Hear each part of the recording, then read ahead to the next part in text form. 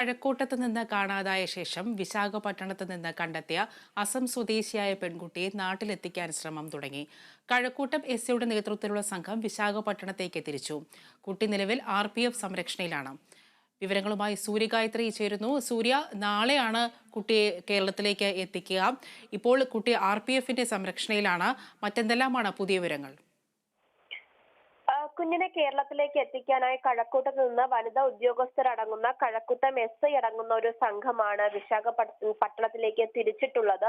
ഇവർ നാളെ പുലർച്ചെയോടെ മാത്രമേ എത്തൂ എന്നൊരു വിവരമാണ് അറിയാൻ സാധിക്കുന്നത്. അങ്ങനെയാണെങ്കിൽ കുഞ്ഞിനെ കൊണ്ടുവരേണ്ട നിയമ നടപടികളിൽ ഒരു കാലതാമസം എടുക്കും. ഒരുപക്ഷെ നാളെ വൈകിട്ടോ അല്ലെങ്കിൽ മറ്റന്നാളോ ആയിരിക്കും തസ്മിത തംസുവിനെ അന്വേഷണ സംഘത്തിന് തിരിച്ചു കൊണ്ടുവരാൻ കഴിയുക. കുട്ടി നിലവിൽ RPFന്റെ സംരക്ഷണയിലാണ് കഴിയുന്നത്. വൈകാതെ ചൈൽഡ് ലൈന് കൈമാറുമെന്ന ഒരു വിവരവും ലഭിച്ചിട്ടുണ്ട്. കുട്ടിയുടെ സാരമായ ആരോഗ്യ പ്രശ്നമൊന്നുമില്ല. കഴിഞ്ഞ ദിവസങ്ങളിൽ ഭക്ഷണം കഴിക്കാത്തതിന്റെ ഒരു ക്ഷീണം മാത്രമാണ് ഉണ്ടായിരുന്നത്. കുട്ടി നിലവിൽ ആരോഗ്യവതിയായിട്ട് ഈ RPFന്റെ സംരക്ഷണയിൽ ഉണ്ട് എന്നാണ് അറിയാൻ സാധിക്കുന്നത്. മറ്റൊരു പ്രധാനപ്പെട്ട കാര്യം, ചില കാര്യങ്ങൾ ഈ മലയാളി സമാജം പ്രതിനിധികളുമായിട്ട് കുട്ടി സംസാരിച്ചു എന്നതാണ്.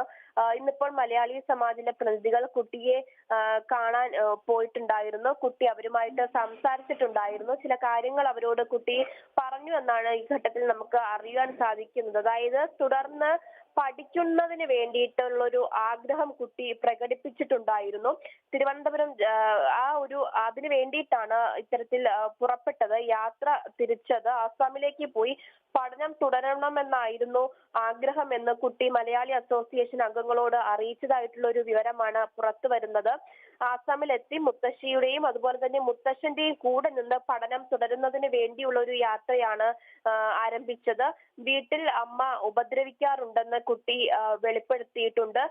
അതുപോലെ തന്നെ ഈ വീട്ടിലെ ജോലികളൊക്കെ തന്നെ ഒറ്റയ്ക്ക് കൊണ്ടാണ് ചെയ്യിപ്പിക്കാറ് എന്നുള്ള പരാതിയും കുട്ടി പറഞ്ഞിട്ടുണ്ട്. എന്തായാലും കുട്ടി നാളെ ഉച്ചയോടെ CWC കേരള പോലീസിന് കൈമാറും. തുടർന്ന് ഉള്ള നിയമ നടപടികളൊക്കെ തന്നെ അവിടെ പൂർത്തിയാക്കിയതിന് ശേഷമായിരിക്കും കുട്ടിയെ തിരിച്ച് കേരളത്തിലേക്ക് കൊണ്ടുവരിക. വിശാഖവാലിയിലെ കുട്ടികളുടെ സംരക്ഷണ കേന്ദ്രത്തിലാണ് നിലവിൽ കുട്ടി കഴിയുന്നത്.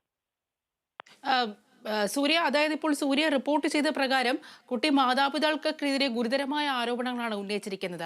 തന്നെ ഉപദ്രവിക്കുമെന്നും അതുപോലെ തന്നെ പഠിക്കാനുള്ള അവസരം നൽകിയിട്ടില്ല എന്നും പഠിക്കുന്നതിന് വേണ്ടിയാണ് ആസാമിലേക്ക് പോയതെന്നും തന്റെ മുത്തച്ഛൻ്റെയും മുത്തശ്ശിയുടെയും കൂടൊപ്പം കഴിയാനാണ് ആസാമിലേക്ക് പോയതെന്നും മാത്രമല്ല വീട്ടിലെ ജോലികളെല്ലാം തന്നെ കൊണ്ട് ഒറ്റയ്ക്കാണ് ചെയ്യിക്കുന്നതെന്നുമാണ് കുട്ടി ഇപ്പോൾ പറഞ്ഞിരിക്കുന്നത്. ഇത് മാതാപിതാക്കൾക്കെതിരെയുള്ള ഒരു ഗുരുതരമായ ആരോപണം തന്നെയല്ലേ?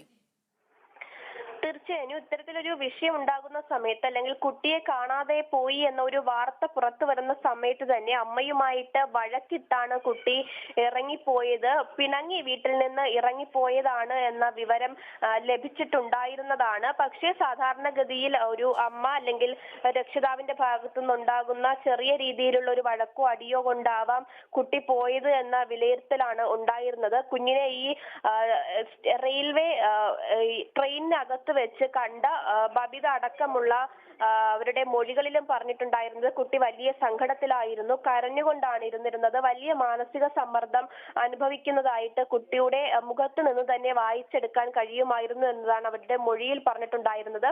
തുടർന്ന് ഇന്നിപ്പോൾ അതായത് കുട്ടിയെ കണ്ടെത്തിയ മലയാളി അസോസിയേഷനിലെ അംഗങ്ങളാണ് ഈ കുട്ടി ഇപ്പോൾ നിലവിൽ കഴിയുന്ന സ്ഥലത്ത് പോയി കുട്ടിയുമായിട്ട് ആശയവിനിമയം നടത്തിയത്. വിശാഖവാലിയിലെ കുട്ടികളുടെ സംരക്ഷണ കേന്ദ്രത്തിൽ പോയാണ് ഇവർ കുട്ടിയുമായിട്ട് സംസാരിച്ചത്. ഈ സംസാരിക്കുന്ന സമയത്താണ് കുട്ടി ഇത്തരത്തിലുള്ള കാര്യങ്ങളൊക്കെ തന്നെ അവരോട് പങ്കുവെച്ചത്. കുട്ടി തന്നെ വീട്ടില് ഉപദ്രവം തുടർന്നത് കൊണ്ടാണ് വീട് വിട്ട് ഇറങ്ങിയത്. ആസാമിലെത്തി മുത്തശ്ശന്റെയും കൂടി പഠിക്കാൻ വേണ്ടിയിട്ടാണ് ഇത്തരത്തിലൊരു യാത്ര തിരിച്ചതെന്നടക്കമുള്ള വിവരങ്ങൾ പറഞ്ഞിട്ടുള്ളത്. എന്തായാലും അവിടുത്തെ നിയമ നടപടികളൊക്കെ തന്നെ വിശാഖപട്ടണത്തിലെ നിയമ നടപടികളൊക്കെ തന്നെ പൂർത്തിയാക്കി കഴിഞ്ഞതിന് ശേഷം കഴക്കൂട്ടത്തെ പോലീസ് സംഘം കുട്ടിയുമായിട്ട് തിരുവനന്തപുരത്ത് എത്തും. അതിനുശേഷം കുട്ടിക്ക് ഒരു കൗൺസിലിംഗ് നൽകിയതിനു ശേഷമായിരിക്കും രക്ഷകർത്താക്കളെ ഏൽപ്പിക്കുക എന്നാണ് പറഞ്ഞിട്ടുള്ളത്.